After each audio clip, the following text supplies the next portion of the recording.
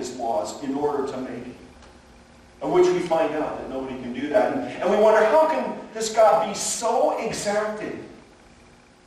All we have is, just try and embezzle a little bit of funds from the bank. You will understand that there's no gray area. Just try and cheat a little bit on your taxes. Oh, you might get this is for you during this time of year. Just try and cheat a little bit on your taxes. You'll find out. There's no little gray area. There is exacting standards, but God has the big one. And he says if you want to live it on your own, you go ahead and do that. But nobody can do that. And so we come under a curse, the Bible tells us. In Galatians 3:10 it says that all who rely on observing the law, if this is what you're going to rely on for your salvation, then you're under a curse. For you've already blown it. Your sin has already condemned you.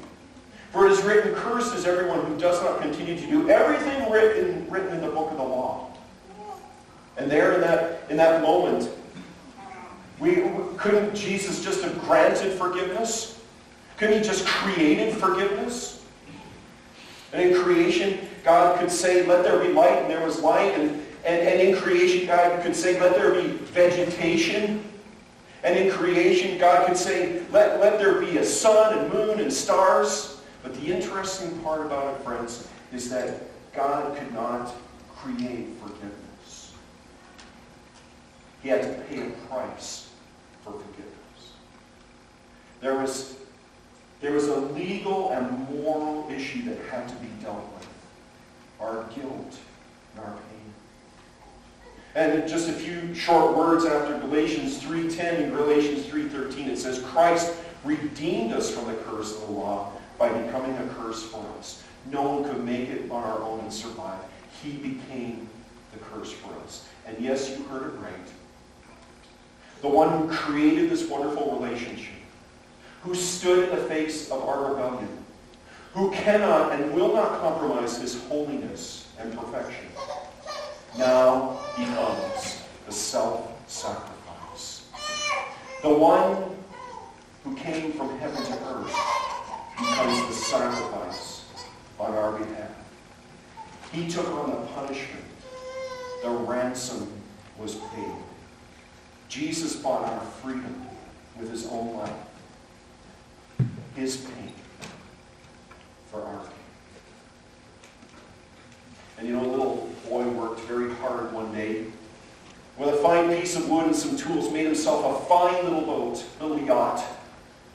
He was very proud of it, and he used to go to the lake with the other little boys and sail these little yachts and sail it on the tranquil waters of the lake near his home. And one day it drifted away out of sight and was carried by a strong breeze away and away. And all his efforts to reach it or even to keep an eye on it were just unsuccessful. It kept going.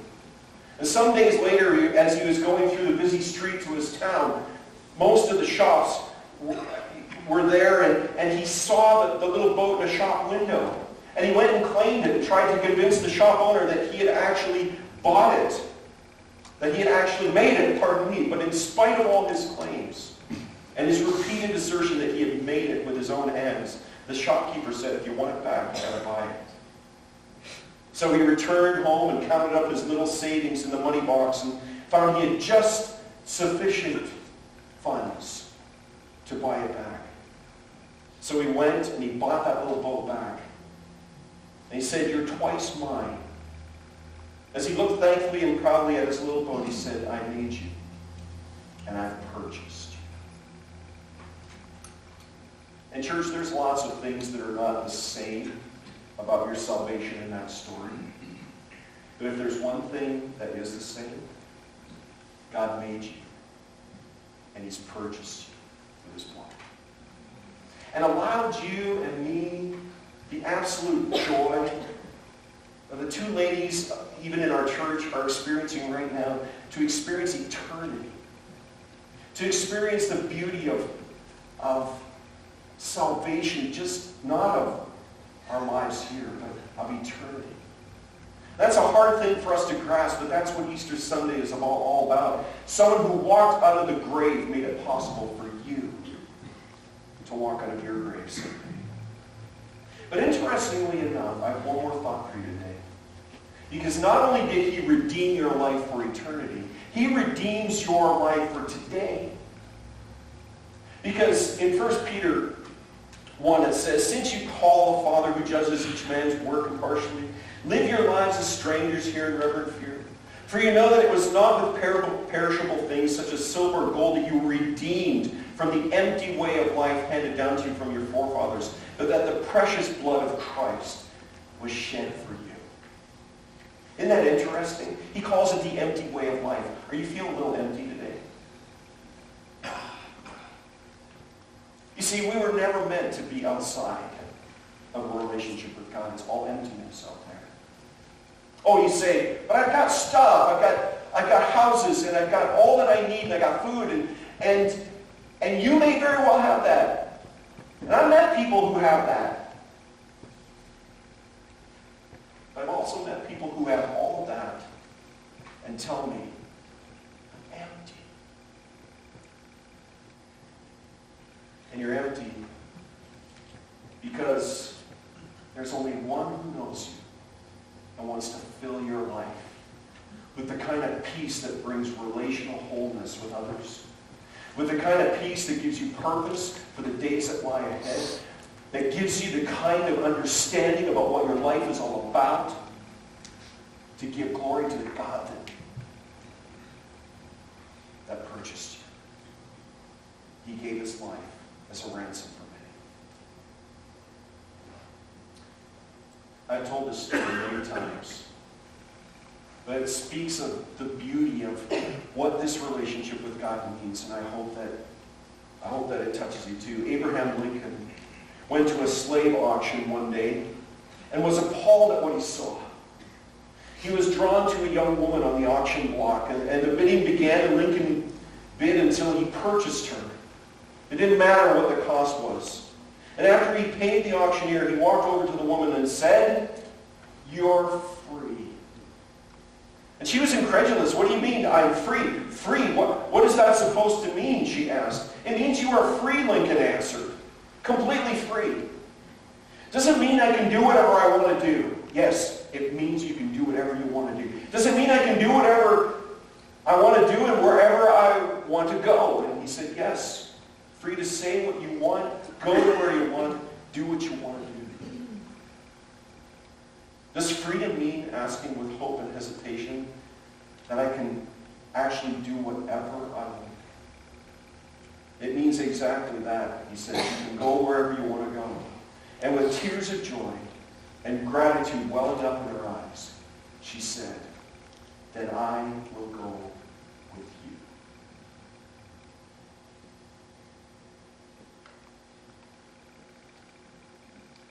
You see, there's something profound when Christ buys our freedom.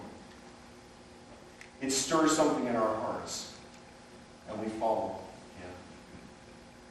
And this morning, on Easter, April 1st, no fooling, 2018, what I've talked about today, hopefully, is just confirmed in your heart all the beauty of your relationship with God.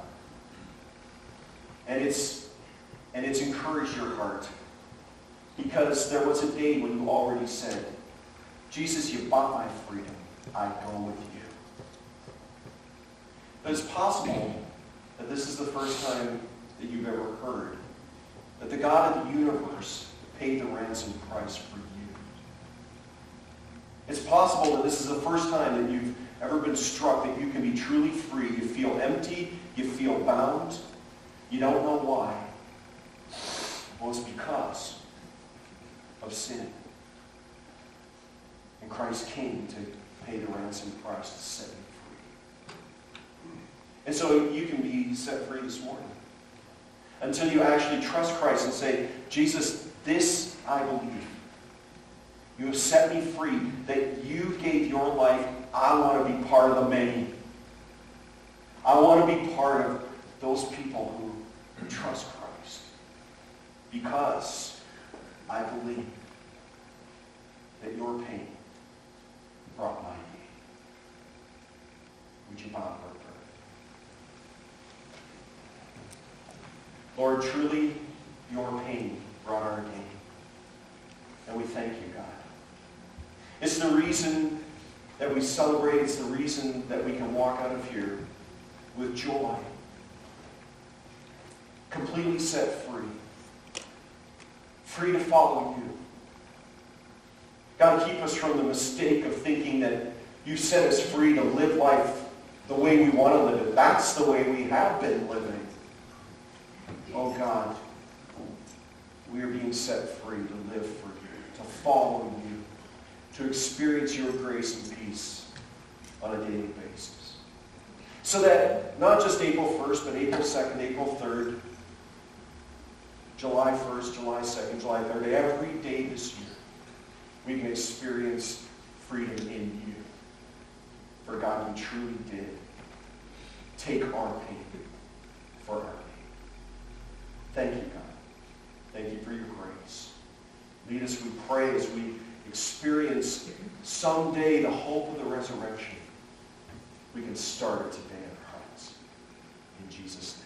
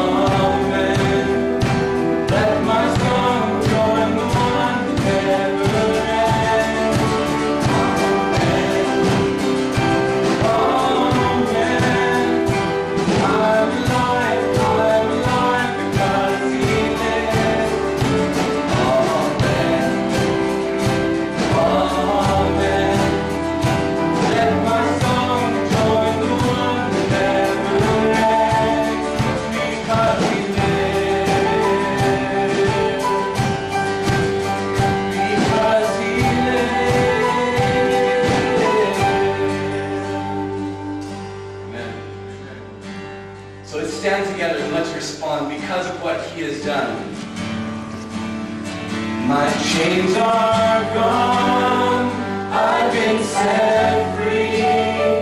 My God, my Savior,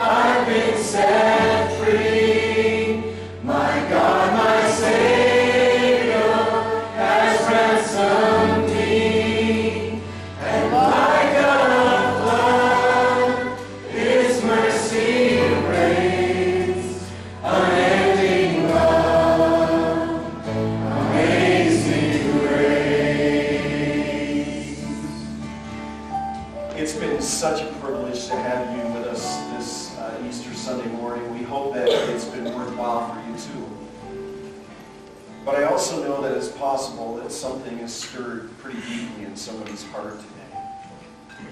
But you know, there's a lot of days that go by that we don't know why they're there. Well, I want you to know that today might be the day of your salvation. If you don't have that peace in your heart today, don't leave this place without it. God can grant it deep in your heart today. We'd love to share with you how I have this relationship with God. He will do it. And so I'll just remain at the front here. I know it's an intimidating thing. I don't bite, honestly. I won't. I don't bite hard. But you can just come and we can share what it means to be in a relationship with God. Thanks for being with us today, friends. If you're a guest of ours, we're so glad that you've been with us. God bless you on your way home, and maybe we'll see you again real soon. For He is risen, and He is risen indeed. Thanks for being with us.